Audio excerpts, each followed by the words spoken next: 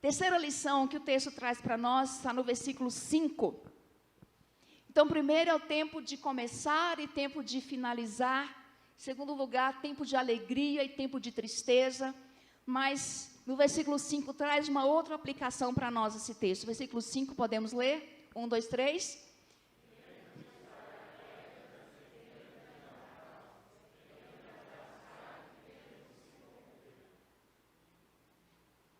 Sobre o que esse versículo está falando?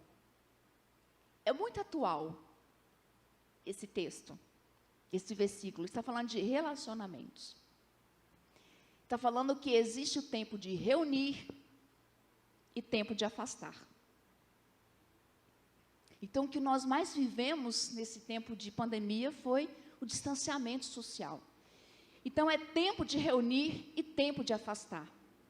Por muito tempo, por alguns meses, não podíamos nos reunir como igreja. Tínhamos que nos afastar um do outro. Não podíamos nos abraçar.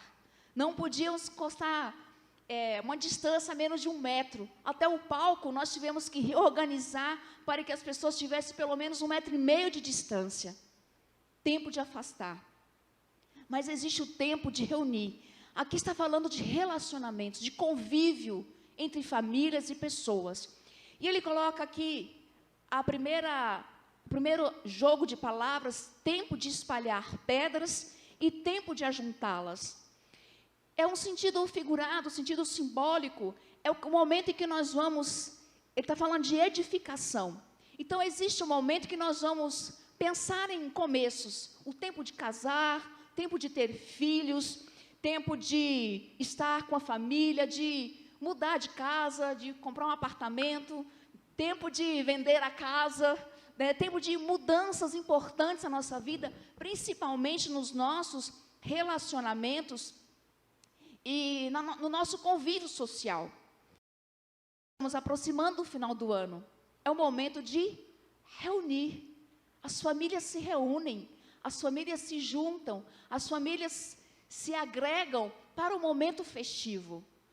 O ano passado, poucas famílias tiveram esse privilégio de reunir uma ceia de Natal. A família é grande, né? Avô, avó, tios, sobrinhos, primos, porque nós estávamos nesse momento de distanciamento.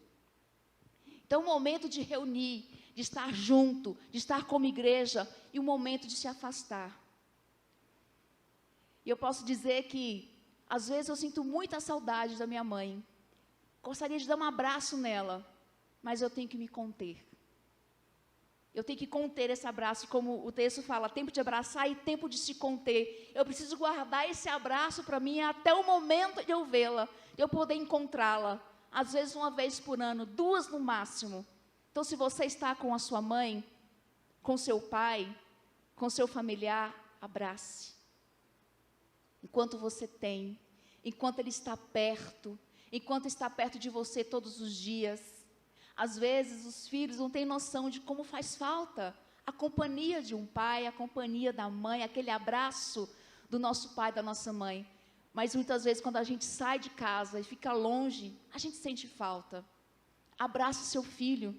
Daqui a pouco, ele vai sair da sua casa. Ele vai estudar fora. Ele vai casar. Ela vai se casar. Vai viajar e não estará mais com você. Tempo de reunir. O tempo que você está vivendo com a sua família, dedique esse tempo precioso. Esteja com seus filhos. Dedique tempo a eles. Porque quando você quiser dedicar um tempo, eles já não estarão mais. Já estarão numa outra fase da vida. Estarão num outro momento de vida, da vida deles. Aproveite. Não deixe esse tempo passar. E nós podemos falar do nosso convívio como família espiritual. Já passou o tempo que nós não podíamos nos reunir presencial. Que nós precisávamos afastar um do outro.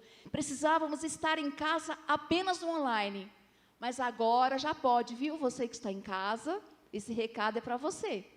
Agora já pode reunir presencial. Agora já pode vir, já está liberado. Então não tem mais desculpas para ficar em casa, para ficar no online. Agora é tempo de nos reunir como igreja, de estar no corpo a corpo, mantendo sim os cuidados ainda. Mas nós precisamos voltar. Volte às quintas, volte aos domingos, voltemos a nos reunir. precisamos entender, aquele tempo foi aquele tempo.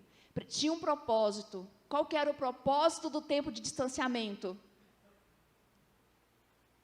Para evitar o contágio, para evitar que mais pessoas ficassem doentes, infectadas com o vírus, e pudessem ficar doentes e ir ao hospital. Essa fase já passou, estamos num outro momento. Amém? Então, tenhamos sabedoria para discernir. Então, como anda seus relacionamentos? Como anda a sua família?